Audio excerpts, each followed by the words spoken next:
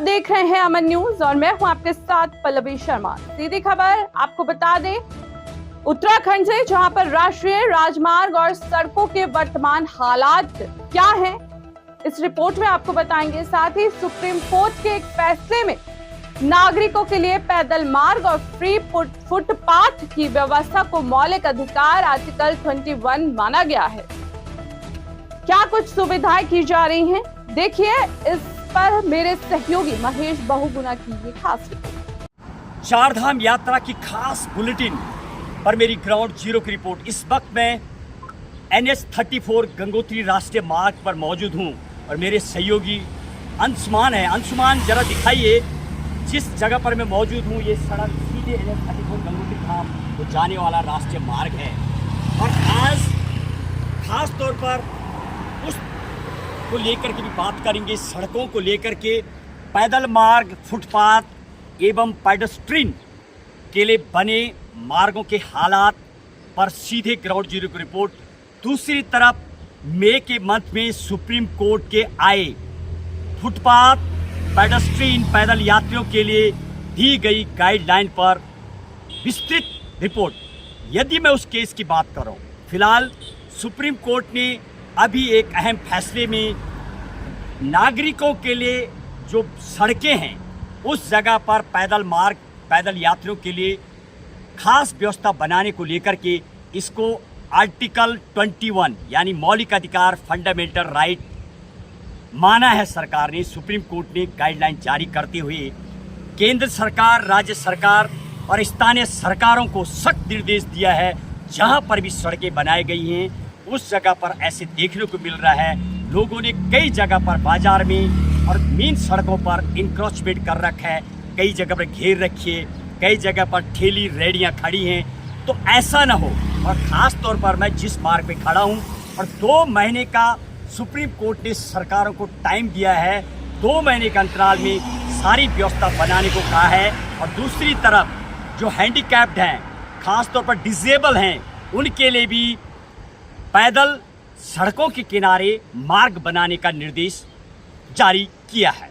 और मैं यदि जिस जगह की बात करूं, जिस जगह पर मेरी टीम अभी है, ये NH-34 है, राष्ट्रीय राजमार्ग। और इस जगह पर यदि मैं पूर्व में 3 से 5 साल के आंकड़ों की बात करूं तो लगभग 8-10 लोग एक्सीडेंटल के शिकार हुए इस रोड पर। जब दिखाइए सड़क, आप देख रहे इतनी तेजी से घुमावदार सड़कें हैं।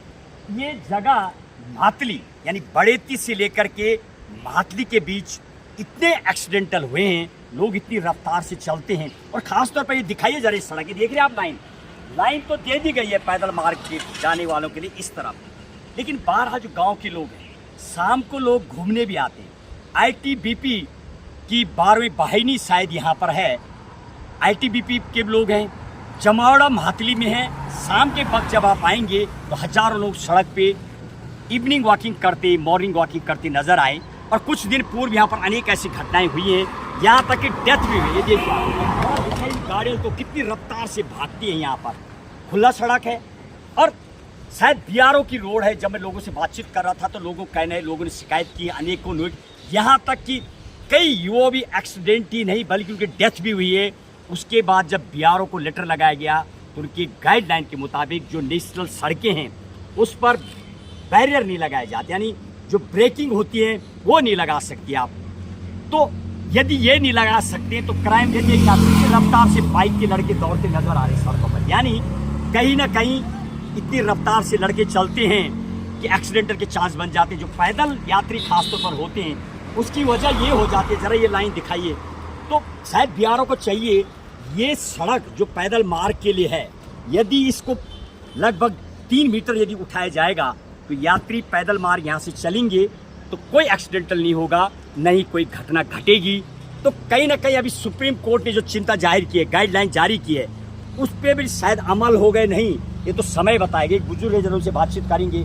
आप यहीं के स्थानीय रहने वाले हैं, इस पैदल मार्ग के लिए कई एक्सीडेंटल हुए हैं, कुछ उसको लेके क्या बोलना चाहेंगे आप? यही बोलना चाहते हैं, कई वर्षों से बड़ेती से मातली के बीच में काफ़ी एक्सीडेंट हुए हैं और स्कूल के बच्चे की भी डेथ हुई है गाड़ी के कारण। और आजकल ही बता रहे महात्ली के एक बच्चे की डेथ हुई है, हाँ। एक 24 साल की डेथ हुई है, हाँ जी। कुछ ही महीनों पूर्व एक रावत जी करके हाँ, थे, एक उनकी रावत जी यहाँ पर भगवंत सिंह रावत जी थे, उनको भी किसी बाइक वाले ने टक्कर मारी और वो भी यद्यपि वो सफ़ेद लीग से भी अंदर की तरफ थे, उनकी डेथ हो गई। उनकी डेथ हो गई, वो बाइक वाले ने टक्कर मारी। तो इस अच्छा कुछ वर्ष पहले एक बच्चे को जो कि हमारा पड़ोसी बिष्ट परिवार का था, उसको जीप जो है घसीटते हुए जो है उसको वो उसकी भी डेथ हुई उस बच्चे की। इस तरह से इस तरह अनेकों केस हुए। हाँ, अनेकों केस हुए। लेडीज भी आजकल 2-3-4 दिन एक हफ्ते पहले एक गांव की बहू जो है उसको भी बाइक वाले ने टक्कर मारी और उसके भी जो है हड्डी फ्रैक्चर हो गई, देहरादून ले जाना पड़ा। इस तरह से जो पैदल चलने वाले हैं, शाम सुबह जो वॉकिंग पे निकलते हैं, उनको ये ध्यान नहीं रहता कि कम से कम हम ये जो सफ़ेद पट्टी लगी हुई है इसके बाहर होकर के चले। चलिए, बहरहाल सबसे बड़ी बात, बहुत बहुत धन्यवाद, आपको रोकना चाहूँगा, आपने बातें बताई। सबसे बड़ी बात, जो सड़क का जो दायरा है वो तो हालांकि काफ़ी है, जरा दिखाइए, सड़क का में तो कमी तो नहीं है, लेकिन सड़क के जो किनारे पेडेस्ट्रियन है, पैदल, उसकी हाइट नहीं है। यदि हाइट होगी तो जो तेज़ी से बाइक चलाते हुए यदि आ भी जाते तो कहीं ना कहीं जो पैदल यात्री होंगे उनको सुरक्षा मिल पाएगी। तो बीआरओ को चाहिए सड़क योजना में ऊंची बने ताकि एक्सीडेंटल ना हो। बहरहाल देखना यह है, सुप्रीम कोर्ट ने पैदल यात्रियों के लिए खास तौर पर इसको एक जो मौलिक अधिकार आर्टिकल 21 में रखा है, कितना अमल होता है इस पर, और 2 महीने का जो टाइम दिया गया, क्या सरकार इस पे अपना रुख रखेंगी, कितना बदल पाएगा। धामों की यात्रा पर मेरी टीम आयुष्मान के साथ महेश बोगड़ा, अमन न्यूज, 4 धाम की यात्रा पर सीधे ग्राउंड जीरो की रिपोर्ट। जिस तरह से सुप्रीम कोर्ट ने ये व्यवस्थाएं दी हैं, सुविधाएं दी हैं, हम सभी को इसका ख्याल भी रखना चाहिए और इसका पालन भी करना चाहिए। फिलहाल के लिए इतना ही। देश और दुनिया की तमाम बड़ी खबरों से जुड़े रहने के लिए आप देखते रहिए अमन न्यूज।